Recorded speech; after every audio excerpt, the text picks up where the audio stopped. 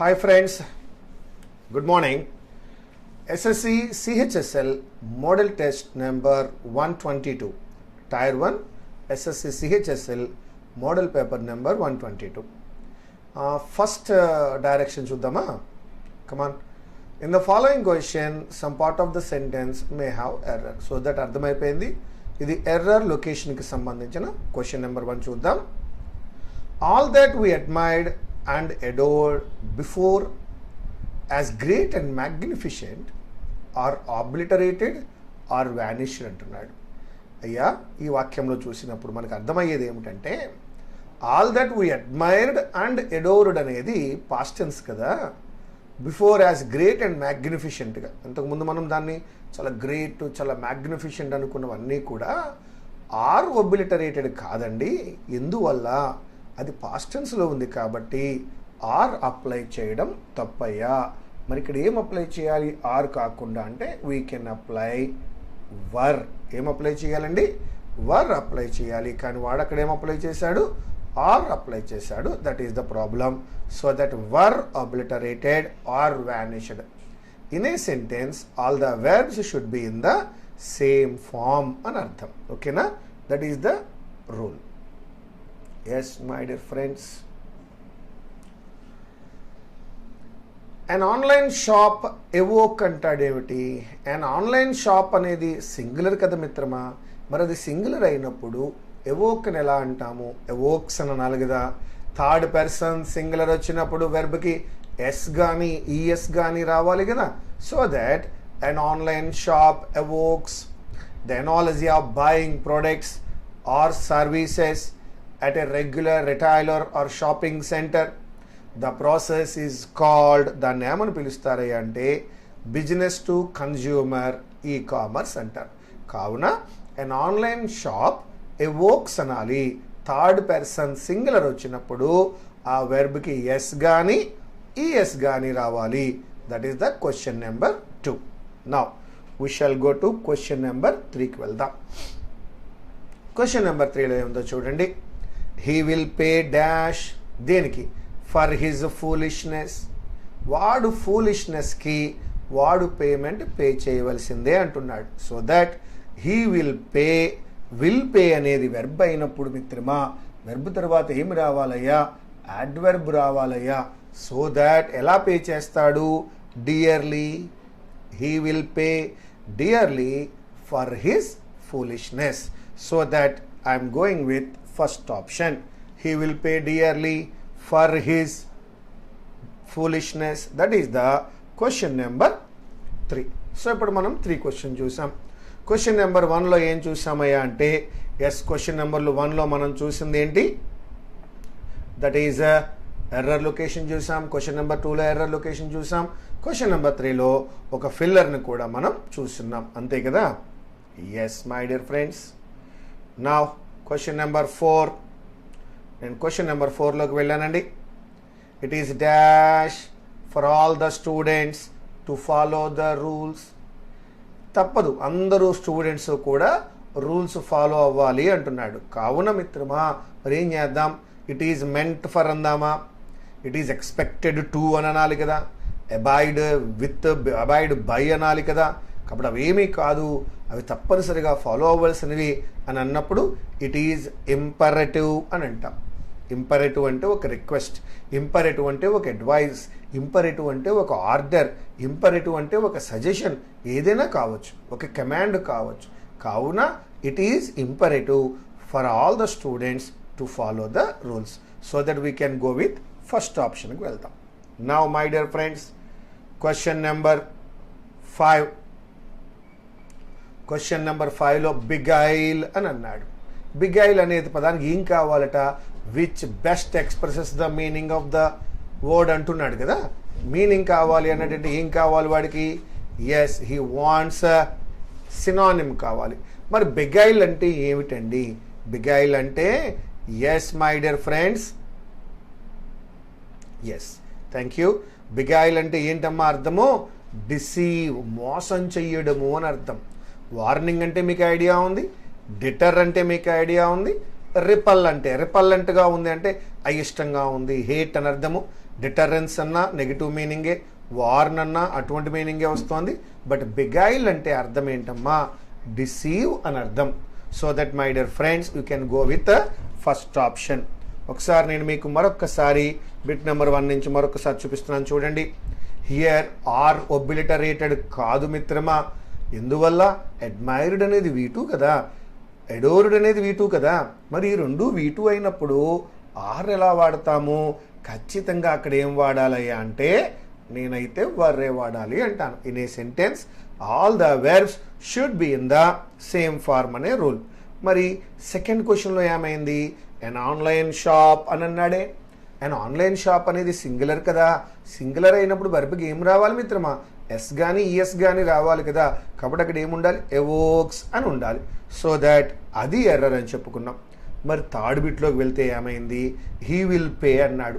He will pay అనే దాంట్లో will pay verb కదా. వెర్బ్ తర్వాత ఏమొస్తుందయ్యా? యాడ్వర్బ్ కదా. కావున ఏం తీసుకుంటాం మనం మిత్రమా? డియర్లీ అనే పదాన్ని తీసుకున్నాం.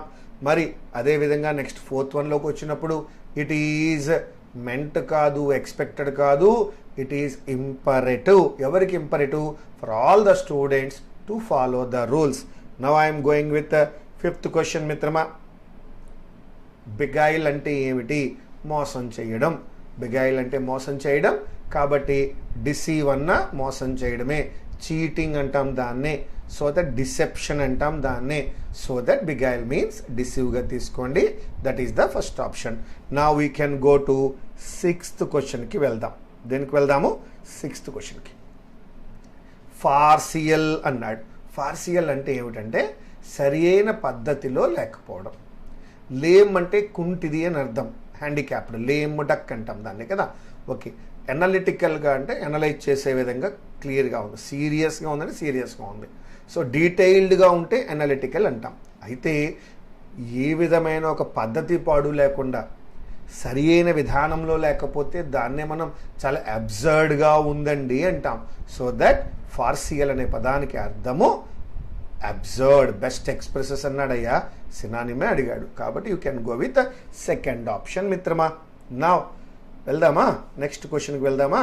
ఎస్, సెవెంత్ క్వశ్చన్లోకి రండి. అబట్టింగ్ అన్నాడు. ఏమన్నాడు? అబట్టింగ్ దగ్గరలో, మ్యాచింగ్, కలిసిపోయి, నియర్లీ అని అర్థం. దాన్ని ఏమంటాం? టచింగ్గా ఉంది, బార్డరింగ్లో ఉంది, జాయినింగ్లో ఉంది అంటాం. అంటే కలిసిపోతూ ఉంది అని అర్థం. దాన్నే జక్స్టాపోజ్డ్ అంటాం. ఏమంటాం? జక్స్టాపోజ్డ్. ఏ మిత్రమా ఈ పదం నీకు బాగా తెలుసు. జక్స్టాపోజ్డ్ అంటాం. అంటే ఒకదానితో ఒకటి కలిసిపోయి ఉంది. నియర్లీ దగ్గరగా ఉంది, టచింగ్ దగ్గరగా ఉంది, బార్డరింగ్ దగ్గరగా ఉంది, జాయిన్, అది అబట్టింగ్ అంటే. మరి దానికి ఆపోజిట్ ఏమవుతుందయ్యా? ఫార్ దూరంగా ఉంది. That is second option. ఇప్పుడు అబట్టింగ్ వల్ల మనకి ఏమర్థమైంది? దట్ ఈస్ టచింగ్ అని, బార్డరింగ్ అని, జాయినింగ్ అని, జక్స్టాపోజ్ అని అర్థం. దాని ఆపోజిట్ ఏమర్థమైంది మనకి? Far. That is the seventh question. ఇక్కడ ఆపోజిట్ ఇన్ ద మీనింగ్ అడిగాడు కాబట్టి now I'm going to eighth వన్లోకి వెళ్తున్నాను మిత్రమా. Yes, predicament. ప్రెడికమెంట్ అంటే హర్డిల్ అయ్యా. ప్రెడికమెంట్ అంటే హర్డిల్, మనకు వచ్చేటువంటి ఒక అబ్స్టెకిల్. ప్రెడికమెంట్స్ వస్తూ ఉంటాయి లైఫ్లో. ప్రెడికమెంట్స్, అబ్స్టెకిల్స్, వాటిని ఏమన్నాడు చూడండి? Trouble, correct. Hardship, correct. కొన్ని కండిషన్స్ ఎదురవుతాయి, వాటిని కూడా ప్రెడికమెంట్ అన్నాడు. సో ఇవన్నీ కరెక్టే. మరి వీటన్నిటికీ ఆపోజిట్ ఏంటట? సొల్యూషన్. ప్రెడికమెంట్కి వచ్చేదాన్ని సొల్యూషన్ అంటాం. కొన్ని క్లిష్టమైన పరిస్థితుల్ని మనము ఎదుర్కొంటూ ఉంటాం, వాటిని మనం ఏమంటాం మిత్రమా? ప్రెడికమెంట్ అంటాం. ఈ ప్రెడికమెంట్కి ఆపోజిట్గా ఏం తీసుకున్నాం ఇప్పుడు మనం? సొల్యూషన్ అనే పదాన్ని తీసుకున్నాం. చెప్పండి. ఇంపెడిమెంట్ అంటాం. Impediment, predicament. ఓకేనా? ఇవన్నీ కూడా మనం నడిచే మార్గంలో మనకు ఎదురవుతున్నటువంటి కొన్ని సందర్భాలు అవుతాయి. Now my dear friends, question number 9. Rearrange the parts of the sentence in correct ఆర్డర్లో పెట్టమన్నాడు. సరే పెడదామా? చదువుదామా ఒకసారి. Attaining long term food, attaining long term food, security, food security, correct. Food security correct కాబట్టి we can start with P. Food security requires, yes, the rising of incomes పెరగాలి, and making food affordable. So that my dear friends, it is P, it is Q, it is R. ఒక్కసారి చదువుకుందామా? Yes, come on my dear friends, let's read it now. Yes, attaining long term food security requires the rising of incomes and making food affordable. So that my answer is P, Q, R. That is a third one. Mitrama. Now I am going with question number 10. Yes, the Chinese company manufactured those robots అంటూ active voice passive voice ఇచ్చాడు. It's very easy మిత్రమా, చాలా కాలంగా వింటూ ఉన్నావు నువ్వు. Manufactured అనేది V2 కదా, V2 ఏమవ్వాలి మిత్రమా? Was or were plus V3. V2 can be written as was or were plus V3 in passive voice. Active వాయిస్లో V2, ప్యాసివ్ వాయిస్లో ఏమంటాం? was or were plus V3. కాబట్టి was మ్యానుఫ్యాక్చర్డ్ కానీ వర్ manufactured కానీ అవ్వాలి కదా. ఇప్పుడు మనం ఒక్కసారి అడుగుదాం, హూ మ్యానుఫ్యాక్చర్డ్, ఎవరు మ్యానుఫ్యాక్చర్ చేశారు? The Chinese company, that is subject కదా. వాట్ మ్యానుఫ్యాక్చర్డ్, ఏం మ్యానుఫ్యాక్చర్ చేశారు? దోస్ రోబోట్స్, ఆబ్జెక్ట్ కదా. ప్యాసివ్ వాయిస్ దేంతో స్టార్ట్ అవ్వాలి? ఆబ్జెక్ట్తోనే కదా. కాబట్టి దోస్ రోబోట్స్ వర్. ఎందుకని? దోస్ రోబోట్స్ అనేది ప్లూరల్ కాబట్టి ఏం అప్లై చేయాలి? వర్ అప్లై చేయాలి. Those robots were manufactured by the Chinese company. ఎక్కడ? ఎస్, ఫస్ట్ ఆప్షన్ చదువుకో ఒకసారి. Those robots were manufactured by the Chinese company కరెక్ట్గా ఉంది. సెకండ్ వన్లో వజ్ అప్లై చేశాడు, రాంగ్ మిత్రమా. థర్డ్ వన్లో దీస్ అన్నాడు, రాంగ్ మిత్రమా, దోజే. అండ్ ఫోర్త్ వన్లో మళ్ళా వజ్ అన్నాడు మిత్రమా, రాంగ్. సో దట్ దోజ్ రోబోట్స్ని దీస్ రోబోట్స్గా మార్చకూడదు కాబట్టి థర్డ్ వన్ ఫెయిల్ అయ్యింది. వజ్ అనకూడదు, వర్ అనాలి కాబట్టి ఫెయిల్ అయింది. సో దట్ మనం ఫస్ట్ ఆప్షన్ మరొకసారి చదువుకుందాం. Those robots were manufactured by the Chinese company. Absolutely right. Okay na? Now second one kelda. Yes, Bunty says I may not come for the practice today. Says అన్నాడు కదా, said కాదు కదా. Changes ఏమీ రావు. Said అయితేనే మనం అనుకున్న changes వస్తాయి. ఇక్కడ ఏముంది? సేస్ ఉంది. కావున మిత్రమా ఎట్టి పరిస్థితుల్లో ఎటువంటి చేంజెస్ రావు. చూద్దాం ఎలాగో. బంటీ సేస్ దట్, అక్కడ హీ మేలాగే ఉండాలి. He may not come for the practice today. That day అవ్వదు, ఎందుకంటే అక్కడ ఉన్నది సేస్, సెడ్ కాదు మిత్రమా. So that my answer is Bunty says that I becomes he may not come for the practice today. ఎక్కడుంది? First option చదవండి. Bunty says that he may not come for the practice today. Absolutely right. Second one చదవండి. Might అంటున్నాడు, తప్పు మిత్రమా. Might అని అనకూడదు. And ఇది సేస్ని నువ్వు సెడ్ చేయడానికి లేదు నాన్న, అలాగే దాన్ని టోల్డ్ మీ కూడా చేయకూడదు. కాబట్టి సెకండ్ వన్లో మైట్ ఎర్రర్, థర్డ్ వన్లో సెడ్ ఎర్రర్, ఫోర్త్ వన్లో టోల్డ్ ఎర్రర్గా కనిపించాయి. But first one Bunty says అనేటువంటి రిపోర్టింగ్ వెర్బ్ V1లోనే ఉంది. కావున రిపోర్టింగ్ వర్బ్ పాస్ట్ టెన్స్ కాదు కాబట్టి ఎటువంటి చేంజెస్ రావు. That conjunction he may not come for the practice today, no change required my dear friends. Now I'm going with question number 12. Yes, ఇందులో mysterious అనే పదం కావాలి. ఎక్కడుంది అన్నాడు. MY ఉండాలని అందరికీ తెలుసు. అలాగే మిస్టీరియస్ అన్నప్పుడు RIOUS ఉండాలని కూడా అందరికీ తెలుసు. కాబట్టి చాలా మిస్టరీగా ఉంటేనే మిస్టీరియస్గా ఉంది అని అంటాం కదా. So that fourth option MYSTERIOUS, that is called mysterious. Fourth option మిత్రమా. Now I'm going with question number 13. Wow, ఈ క్వశ్చన్ నెంబర్ 13 ఎలా ఉందో చూద్దాం. ద జనరల్ కాన్సెన్సస్ అంటే అందరూ అగ్రిమెంట్, కాన్సెన్సస్ అంటే agreement, is that the millennial dash అన్నాడు. Millennial AL అనేది యాడ్జెక్టివ్ అయినప్పుడు యాడ్జెక్టివ్ తర్వాత రావాల్సింది నౌన్ కదా, కాబట్టి మిలెనియల్ అబ్సెషన్ అని అంటాం. Millennial obsession, that is the fourth one. Millennial obsession with taking pictures of everything stems from the tendency to overshare on social media, but it may also be a manifestation dash our relationship అన్నాడు. Manifestation of our relationship, manifestation of our relationship OF, with an increasingly unstable present. When everything around you dash అన్నాడు. When everything around you changes, because everything changes, yes, you కాదు subject ఇక్కడ, everything కాబట్టి changes. when everything around you changes before you can register it, నువ్వు గుర్తించే లోపలనే నీ ముందున్న ప్రతిదీ కూడా మారిపోతున్నప్పుడు, it is tempting to reach into your pocket for your smartphone, click away and think about it later, even dash the subject, even if the subject is as simple as a slice of toast. The selfie may be narcissistic అన్నాడు. Narcissism అంటే మనల్ని మనం ఎక్కువగా ప్రేమించుకోవడం. Yes, మనం ఎవరిని ఎక్కువ ప్రేమిస్తాం? మనల్ని. we love ourselves very much, that is called narcissism. Selfie ఎందుకు తీసుకుంటాడంటే వాడికి వాడంటే ప్రేమ, వాడున్న ప్రదేశంలో వాడు సెల్ఫీ తీసుకుంటాడు. The selfie may be narcissistic but it is dash అంటున్నాడు. But it is a self portrait అంటున్నాడు. ఇట్ ఈజ్ ఆల్సో, అంతేకాకుండా but it is also a self portrait, మన చిత్రాన్ని మనమే తీసుకుంటాం.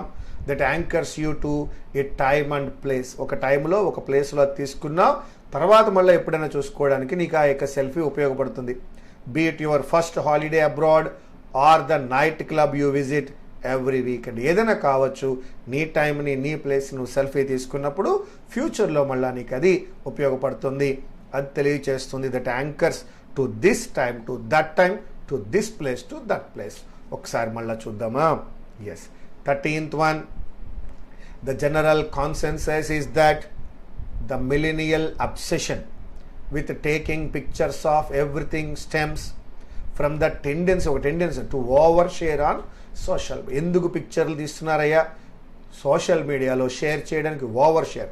But it may also be a manifestation of our relationship with an increasingly unstable present. ఈ వేళున్న పరిస్థితులు రేపు ఉండడంలా, ఇలా రోజు రోజుకి మారుతున్న వీటన్నిటితో మన యొక్క రిలేషన్షిప్ని మేనిఫెస్ట్ చేసుకోవడం కోసమని కూడా మనం ఫొటోస్ తీసుకుంటాం. ఎస్, కరెక్టే.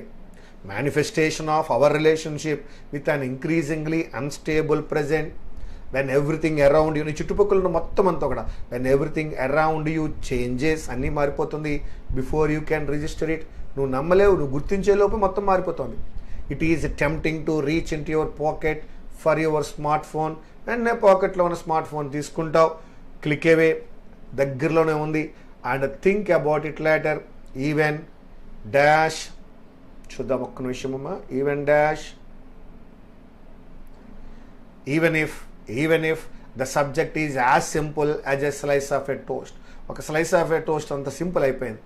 The selfie may be narcissistic, that shows the love that you have towards you, but it is also a self-portrait that anchors you to a time and a place, be it your first holiday abroad or the night club you visit every weekend. So that, my dear friends, these are the మనం చూసినటువంటి questions. అవి ఇప్పటిదాకా మనం చూసిన questions 17 questions వరకు మనం చూస్తున్నాం. Okay, నా మనం ఇప్పుడు 18th క్వశ్చన్లోకి వెళ్దాం. ఎస్, నో డైస్ అంటున్నాడు. ఏమన్నాడు? నో డైస్ అంటే డైస్ లేవని. గ్రేట్ గ్యాంబుల్ అని అర్థమా? Use to refuse a request or indicate that there is no chance of success. Be confident of the outcome. Make false assurances. False assurance చేయడం కాదు. No dice అన్నాడు కాబట్టి confident of the outcome కాదు. Yes, it is gambling కూడా కాదు. యాక్చువల్గా గ్యాంబ్లింగ్లో dice వాడతారు కాబట్టి మనల్ని డిస్ట్రాక్ట్ చేయడం కోసమని గ్రేట్ గ్యాంబుల్ అనే పదం ఇచ్చారు తప్ప అది కరెక్ట్ కాదు. Yes, use it to refuse a request. Or indicate that there is no chance of success. అవకాశమే లేదు, మేము మీ యొక్క రిక్వెస్ట్ని రిఫ్యూజ్ చేస్తున్నాం, విజయం సాధించే అవకాశమే లేదు అని అనుకున్నప్పుడు దెర్ ఈజ్ నో డైస్ అనే పదాన్ని వాడతారు. అది ఒక ఇడియమేటిక్ ఎక్స్ప్రెషన్. నా 19th మిత్రమా, కీప్ ఎట్ బే, దూరంగా ఉంచవయ్యా. కీప్ ఎట్ బే అంటే అర్థం ఏంటమ్మా? దూరంగా ఉంచమంటున్నాడు. దట్ ఈస్ ద మనం చూద్దాం. Keep your loved ones protected కాదండి. When they are faced with problems, to control something and prevent it from causing you problems. నీకు దేని వల్ల అయితే కష్టాలు వస్తాయో దాన్ని దూరంగా పెట్టాలి. ఫర్ ఎగ్జాంపుల్, నీకు కొన్ని పడవు, దాన్ని కీప్ ఎట్ బే. ఫలానా ఫుడ్ తింటే నాకు ఫుడ్ ఎలర్జీ అండి, కీప్ ఎట్ బే. ఓకేనా? లేదు, ఫలానా వాతావరణం నాకు పడదండి, కీప్ ఎట్ బే. నాకు ఎయిర్ కండిషన్ రూమ్ పడదండి, కీప్ ఎట్ బే. అంటే నీకు ఏదైతే సూటబుల్ కాదో, దేనివల్ల అయితే నువ్వు ఎక్కువగా ప్రాబ్లం ఫేస్ చేస్తావో, నువ్వు ప్రాబ్లం ఫేస్ చేస్తున్న విషయాన్ని దూరంగా పెట్టు. అందరూ అన్నింటినీ యాక్సెప్ట్ చేయరు కదా, కొంతమంది కొన్నిటిని యాక్సెప్ట్ చేస్తారు. Keep at bay. సార్ నాకు ఇన్సెన్స్ స్మెల్స్ పడవు sir, yes, keep at bay, దూరంగా పెట్టండి. ఎస్. నా వాడు అంటాడు నాకు ఈ ఫ్రూట్స్ తింటే నాకు అంత పడదు సార్, కీప్ ఎట్ బే. నా to control something and prevent it from causing your problems is the perfectly all right. That is keep at bay. Hide your precious stuff కాదు, be alert at all times కాదు. That is to control something and prevent it from causing you problems. So that, my dear friends, that is a second option. Question number 20 మిత్రమా, regard with great respect. అవతల వాళ్ళ మీద మనకి విపరీతమైన respect ఉంది, దాన్ని reverence అంటారు. ఏమంటారండి? రెవరెన్స్ అంటారు. మర్యాద, దాన్ని ఏమన్నాం? రెవరెన్స్, మర్యాద, respect. That is veneration. Veneration. మరి ఇన్సోలెన్స్ అంటే ఏమిటండి? No respect, disrespect. చాలా ఇన్సోలెంట్గా ఉన్నాడు, అస్సలు అమర్యాద. మరి ఫ్లిపాన్సీ అంటే ఏమిటండి? డిస్రెస్పెక్ట్. కోర్స్గా ఉన్నాడు, చాలా రఫ్గా ఉన్నాడు, రూడ్ అనే అర్థం వచ్చింది. నో రెస్పెక్ట్ అనే అర్థం వచ్చింది. మిగిలిన 3 పదాలు సినానమస్గా ఉన్నాయి. ఇలాగా ఎస్, ఇన్సోలెన్స్ అన్నా, ఫ్లిపాన్సీ అన్నా, క్వియర్స్నెస్ అన్నా, there is no respect at all. మరి వెనరేట్ అంటే అర్థం ఏంటయ్యా? Great respect. అదే అంటున్నాడు, regard with great respect is called veneration, that is called reverence.